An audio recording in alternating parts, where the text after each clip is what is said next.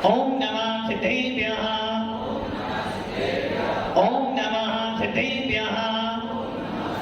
यदर्चा भावेन प्रमुदित मनादरे दुर्यः क्षणाता सिद्ध सर्गी गुण गण समता सुखनिधि लभन्ते सद्भक्त्या शिव सुख समाजं किमुतता महावीर स्वामी नयन पथिगामी भवतु मे महावीर स्वामी महावीर स्वामी। गुरुवाह पंतु न नित्यं ज्ञान दर्शन नाहिका चारित्रानं गंभीर मोक्ष मार्ग उपदेशिका। पंच परमेष्टि भगवान की, एक राधिनाथ भगवान की, अंतिम शासनपति भगवान महावीर स्वामी की, आचार्य श्री कुंद कुंद भगवंत की, आचार्य श्री विमल सागर जी महाराज की, आचार्य गुरुदेव सन्मति सागर जी महाराज की, 3,9 करोड़ मुनि राजों की, द्वादशांजन मणि माता की, सिद्ध चक्र महामंडल विधान की। जवले परम पूज्य अध्यात्म दिव्य तपस्वी राजसंताचार्य गुरुदेव श्री सुंदर सागर जी गुरुदेव की, समस्त आचार्य संघ की जयकारा गुरुदेव का। भव्य आत्माओं, अंतिम तीर्थेश भगवान महावीर जिनकी वीतराग मुद्रा देखने के बाद जीवों के मिथ्यात्व का विनाश हो जाता है, जिस वीतराग वाणी को सुनने के बाद अपनी निज आत्मा का बोध हो जाता है और दिगंबर साधु को देखने के बाद लगता है कि कहीं ना कहीं आज भी भगवान महावीर की मुद्रा जयवंत जीवित है। बड़ा सौभाग्य है आप लोगों का जो आपका जैन शासन में जन्म हुआ है, और जो जैन शासन में जन्म लेता है उसे बचपन से, जो जैन शासन में जन्म लेता है उसे बचपन से एक चीज तो फ्री मिलती है, और वो चीज ऐसी है कि पूरे हिंदुस्तान में नहीं पूरे विश्व में उसका तोड़ किसी के पास नहीं है, और वो है नमोकार महामंत्र। कहीं भी चले जाना, कैसी भी अवस्था हो, उस नमोकार मंत्र का स्मरण मात्र करने से सारी आपदा अपने आप दूर हो जाती है। जो जैन कुल में पैदा हुआ है, जिसने अभी आंख भी नहीं खोली है, जो अभी ये भी नहीं जानता है कि मेरा जन्म किसके कुल में हुआ है, ऐसे उस बालक को भी हम नमोकार मंत्र सुनाते हैं। और इस नमोकार मंत्र के पीछे कोई साधारण व्यक्ति नहीं है, पंच परमेष्टि। कौन से परमेष्टि? पंच परमेष्टि। जिन पंच परमेष्टियों के स्मरण मात्र करने से पशु भी, तिर्यंच भी देव बन जाता है, और देव यदि नमोकार का स्मरण करता है तो मनुष्य बन जाता है। मुनि राज स्मरण करते हैं तो अरिहंत बन जाते हैं, और अरहंत जब स्मरण करते हैं तो सिद्धत्व की प्राप्ति कर लेते हैं। मरते मरते भी, जीते जीते तो नमोकार मंत्र काम करता है। यदि कोई मर रहा हो, मरते मरते भी यदि एक अंतर मुहूर्त के लिए नमोकार मंत्र का स्मरण कर ले, एक अंतर मुहूर्त के लिए भी यदि वो नमोकार मंत्र पर अपना मन लगा ले, तो उसके अनंत भवों के पाप क्षय को प्राप्त हो जाते हैं। ये सारा उपयोग, ये सारा समाधान, ये सारी सामग्री किसको मिली है? किसको मिली है? मुट्ठी भर जैनों को। कितनी? मुट्ठी भर। पूरे विश्व के अंदर ही नहीं, पूरे भारत में कितनी जनसंख्या पूरे भारत की? 50। पूरे हिंदुस्तान में पूरे भारत में कितने लोग रहते हैं? जैनों की बात नहीं कर रहा हूं, पूरे हिंदुस्तान की आबादी कितनी है? जनसंख्या 140 करोड़, और उस 140 करोड़ में से 50 से 60 लाख जैन, उसमें भी दिगंबर जैन। उन दिगंबर जैनों को मिला है वीतराग शासन। एक ध्यान रख लेना, हीरा डायमंड कितना बड़ा होता है? बड़ा नहीं, इतना ही होता है, मुट्ठी में आ जाएगा ना, मुट्ठी में आ जाएगा।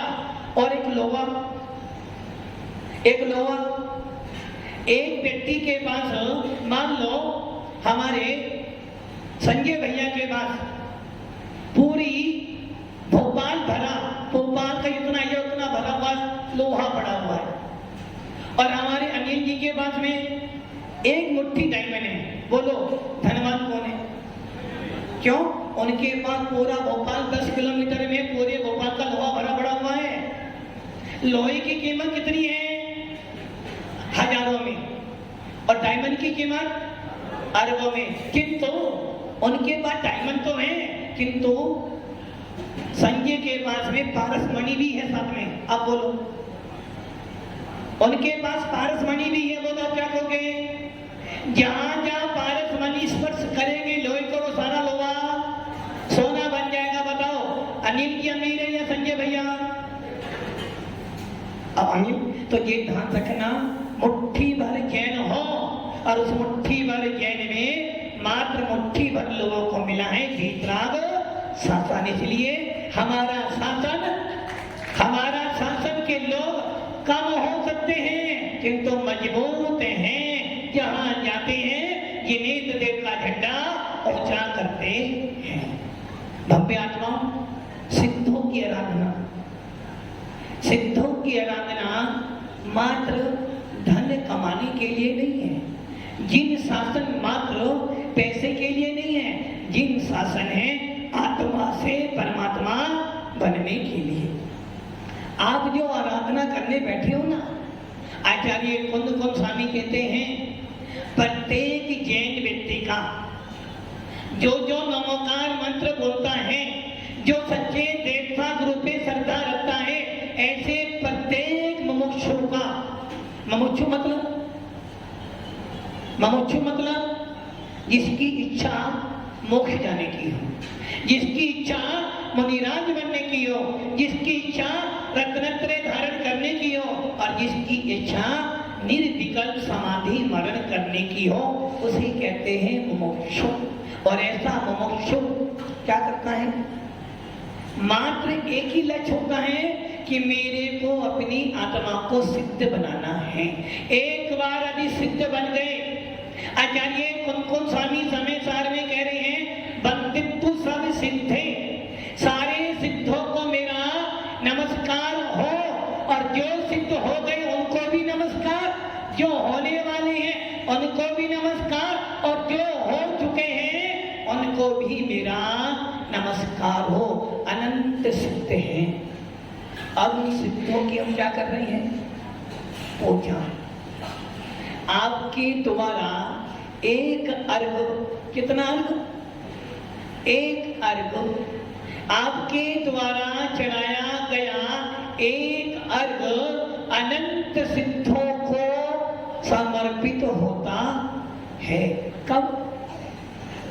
भावों में थोड़ा तो सुधार कीजिए, थोड़ा थोड़ा प्रभु जी का ध्यान कीजिए। भावों में थोड़ा तो सुधार कीजिए, थोड़ा थोड़ा प्रभु जी का ध्यान कीजिए। आपके द्वारा किए गई पूजा, आपके द्वारा मंडले पर चढ़ा गया 1 अर्घ आपके अनंत पापों को नष्ट कर सकता है। कब? जब आपके भावों की निर्मलता होगी।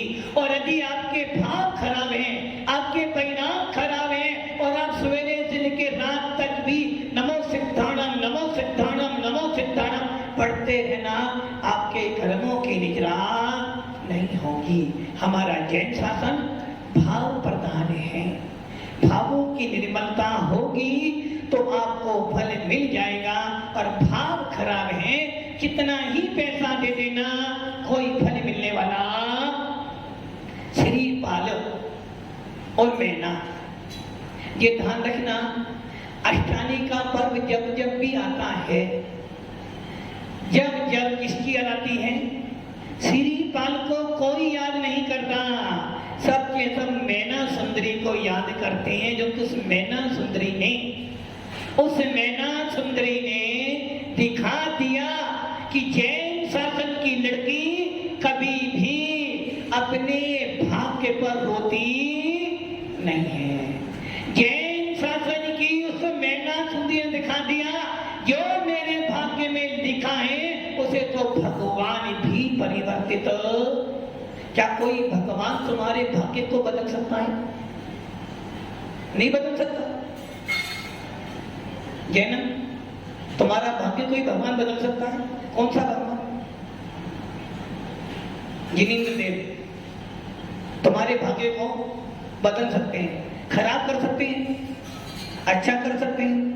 अब आप ये सोच लो, यदि तुम्हारा भगवान तुम्हारे भाग्य को खराब या अच्छा कर सकता है तो वो तुम्हारा वीतरागी भगवान, बाकी तुमसे वो राग करना है, राग के वशीभूत तुम्हारा अच्छा भाग्य लिख रहा है, और द्वेष के प्रति उसने श्रीपाल का भाग्य खराब। हमारा भगवान रागी द्वेषी नहीं है, हमारा भगवान कैसा है? वीतरागी। तुम पूजा करो तो भी अच्छा, नहीं करो तो भी अच्छा, मंदिर आओ तो भी बढ़िया, और नहीं आओ तो भीड़ कम। हमारा भगवान रागी द्वेषी नहीं है। तुमने बड़ी मेहनत की, जैनब भैया बड़ी मेहनत की और आप फेल हो गए। किसने फेल किया? भगवान ने। भगवान ने। आपने मेहनत करी, आप फर्स्ट आ गए। किसने करा फर्स्ट? भगवान ने। फिर तुमने क्या किया? पढ़ाई तुमने करी, पेपर तुमने दिए, पेपर चेक टीचर ने किए, नंबर तुम्हें मिले। भगवान ने क्या किया? भगवान कुछ नहीं करता। जो कुछ करता है वो भगवान नहीं होता है। मेरे मन मंदिर में आने बसो महावीर भगवान। भव्य आत्माओं, सबसे बड़ा भगवान यदि कोई मेरा कुछ कर सकता है, यदि कोई भगवान मेरे भाग्य को बदल सकता है तो वो ऊपर नहीं है, नीचे नहीं है, बाजार में, दुकान में, घर में नहीं, मुनिराज के पास भी नहीं। वो भगवान मेरे अंदर बैठा है। कौन सा भगवान? नाम तिहारा तारनहारा, कब तेरा दर्शन होगा, तेरी प्रतिमा इतनी सुंदर, मैं कितना कोई भगवान हमारे काम। आप घर में भूखे बैठे हो, बोलो कौन सा भगवान आएगा? जैनों कोई भगवान, श्रीनाथ भगवान आएंगे। यदि वो भगवान आते हैं तो अभी वो मोक्ष में नहीं गए। जो एक बार 8 कर्मों को नष्ट कर देता है वो कभी लौटकर, मेरा भगवान ना माता पिता है ना और कोई, मेरा भगवान स्वयं मेरी आत्मा है। मेरी आत्मा जब अच्छे भाव बनाती है तो अच्छा फल मिलता है, और जब मेरी आत्मा बुरे परिणाम बनाती है तो बुरा फल। हमारे भाग्य को बदलने में, हमारे भाग्य को बदलने में जिनेंद्र देव निमित्त हो सकते हैं। मेरी पढ़ाई करने में मेरी बुक निमित्त हो सकती है, मेरे फर्स्ट आने में मेरी कोचिंग निमित्त हो सकती है, और मेरे सफलता में किसी ना किसी दिगंबर साधु का आशीर्वाद निमित्त हो सकता है। कि तो पुरुषार्थ आपका, उपादान आपका। मुनिराज ने आशीर्वाद दिया, आपने पढ़ाई बहुत अच्छी की, फिर भी आप फर्स्ट नहीं आए, गलती किसकी थी? भगवान की, आपकी। क्योंकि मेरा भगवान मेरा भाग्य बिताता मैं स्वयं हूँ। श्रीपाल ने भी यही किया था, कि तो मैना जानती थी कि मेरे भाग्य का विधाता कोई भगवान नहीं है। श्रीपाल ने क्या किया था पूर्व में, जब वो विद्याधर की पर्याय में था, उसने श्रीकांत के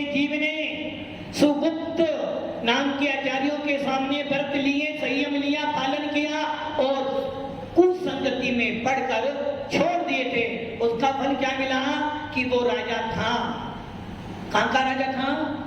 चंपापुर का नरेश श्रीपाल था। और क्या बन गया? राजा से रंक बन गया। उसे अपना राज्य छोड़ना पड़ा। क्यों छोड़ना पड़ा? क्योंकि उसने मुनिराज से नियम लिए थे। जो लोग नियम लेकर नियम तोड़ते हैं उनको क्या फल मिलता है? एक जिन मंदिर तोड़ने का फल मिलता है। श्रीपाल ने नियम लिया और नियम तोड़ा तो उसको चंपापुर के नरेश से भूमि पर आना पड़ा। उसने रिद्धिधारी मुनिराज उनको कोड़ी बोला था। उसका फल क्या मिला? उसको कोड़ी बनना। फल किसने दिया? फल किसने दिया? तृप्ति की फल किसने दिया? भगवान ने दिया, मुनिराज ने दिया? मुनिराज ने नहीं दिया। जिस समय उसने मुनिराज को कोड़ी बोला था, कसाई से बोला था, अहंकार से बोला था, उसी समय कर्म बंधया उदय में आया। उसने मुनिराज को चंडाल बोला तो उसको भी कामदेव। श्रीपाल कौन थे? कामदेव का जानते हो? कामदेव का अर्थ होता है इस पृथ्वी लोक पर उससे बराबर कोई सुंदर। कामदेव का मतलब है संपूर्ण सर्वांग से सुंदर, जिसको देखकर सबका मन चलायमान हो जाए। ऐसा श्रीपाल उसको कोढ़ हो गया। क्यों कोढ़ हुआ? क्योंकि मुनिराज को बोला था।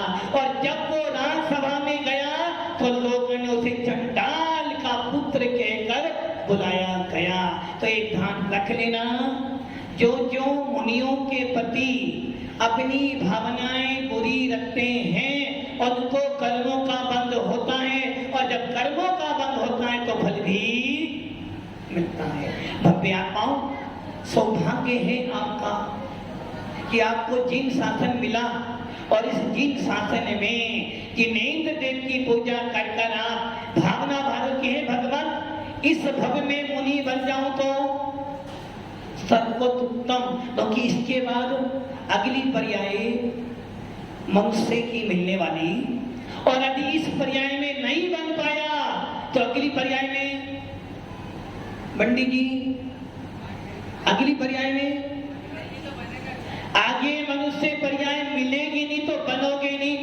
अब जो मिला है फिर न मिलेगा, कभी नहीं, कभी नहीं। अभी जो पात्रता मिली है इस्तेमाल कर लो। इतनी अच्छी मनुष्य पर्याय मिली है, कर्म भूमि मिली है, और इतना सब पाकर भी यदि तुम अपनी आत्मा के लिए कुछ नहीं कर पाए तो समझ लेना अभागे हो। पारस मणि मिली है और पारस मणि मिलने के बाद भी यदि तुम लोहे से सोना नहीं बन पाए तो अभागे हो कि पारस मणि मिलने के बाद भी निर्धन हो। वैसे ही जिन कुल मिला, इच्छित भैया, जिन कुल मिला है आपत्तियां तो आएंगी, और आपत्तियों को देखकर यदि अपने परिणाम खराब कर लोगे तो संसार सागर में डूबो। मुनि ने अपना काम किया है, तुम्हें अपना काम करना है। हो सकता है वही मुनि दोबारा सुधर कर सिद्धालय में विराजमान हो जाए और हम अपने परिणाम खराब कर कर संसार सागर में भटकते रह जाए। इसलिए बब्बे आत्माओं, बहुत अच्छी पर्याय मिली है और काम एक ही करना है। कौन सा काम? तेरी छत्र छाया भगवन मेरे सिर पर हो, मेरा अंतिम मरण समाधि मेरे बल पर हो। मेरी छत्र छाया भगवन मेरे सिर पर हो, मेरा अंतिम मरण समाधि मेरे दर पर हो। जब भी समाधि मरण होगा अपने पुरुषार्थ से होगा, अपने उपादान से होगा। इसलिए भव्य आत्माओं, उस श्रीपाल और मैना सुंदरी का चरित्र पढ़ लेना। सीता ने क्या किया था? रावण के पास जाकर भी मेरे स्वामी तो श्री राम हैं। मैना सुंदरी के चरित्र को आज के युवा लोग लगेगा कि मेरे कर्म के आगे किसी का बस माता पिता जन्म के साथी हो सकते हैं, कर्म के साथी नहीं हो सकते हैं। इसलिए भव्य आत्माओं, उस मैना सुंदरी के कारण, उस मैना सुंदरी की जिनेंद्र देव के प्रति अपार अपार भक्ति देखकर देवों का भी आसन चलायमान हो गया। और जो श्रीपाल कोटि भट्ट मतलब 1 करोड़, करोड़ को करोड़ से गुना करने पर कोटि, ऐसे कोटि भट्टों का आता, भट्ट मैंने योद्धा, करोड़ों योद्धाओं का बल जिसमें है उसे कहते हैं श्री पाल कोटि भट्ट। और क्या था, कामदेव राजा था। और क्या हुआ, जब कर्म का उदय आया तो कामदेव कोड़ी बन गया, जिसके पास खाने को भी। और जब मैना सुंदरी ने एक मुनिराज की वंदना की और मुनिराज ने उपाय बताया तो वही श्रीपाल कामदेव बन गया। इसलिए बोला जाता है ना, श्री सिद्ध चक्र का पाठ करो दिन रात ठाठ से प्राणी, फल पायो में ना। फल किसने पाया, किसने पाया? फिर आप पूजा क्यों कर रहे हैं? जब फल मैना ने पाया तो आप क्यों पूजा कर रहे हैं? अरे मैना सुंदरी तो एक थी, हम सब भी जिनेंद्र देव की यदि अच्छे उपयोग को लगाकर पूजा करें तो आज भी अतिशय चमत्कार उत्पन्न हो सकता है। मात्र भावों की निर्मलता, भावों से कर्म बंद होता है और भावों से ही कर्मों की निगरानी होती है। जो बच्चे मन लगाकर पढ़ाई करते हैं पूरे साल भर, उनको परीक्षा के समय टेंशन नहीं होती। उसी प्रकार जो जैन व्यक्ति प्रतिदिन जिनेंद्र देव के प्रति, दिगंबर साधु के प्रति श्रद्धा से अपने भाव बनाता है, उसे कभी किसी की जरूरत नहीं पड़ती है। अभ्यात्माओं, इस सिद्ध चक्र महामंडल विधान की आराधना कर रहे हो, एक ही इच्छा रखना। अब वो इच्छा कौन सी? दुख को कम्मक को वो ही लाओ, सोई गमनम समाही वर्णम जिन तुम संपत्ति हो भंजम। हे भगवान, आपकी पूजा करते करते, आपका पुजारी बनते बनते एक दिन में भी पूछे बन जाऊं, आपकी आराधना करते करते मैं भी आराध्य हो जाऊं और आपकी पूजा करने का फल बस एक चाहिए कि मेरे 8 कर्मों का विनाश हो जाए। यदि इन भावों से पूजा करते हो तो भव्य आत्माओं, आपके कर्मों की निजना होगी, आपका पुण्य बढ़ेगा और आप भी एक दिन आत्मा से परमात्मा बन जाओगे। ओम नमः सिद्धि।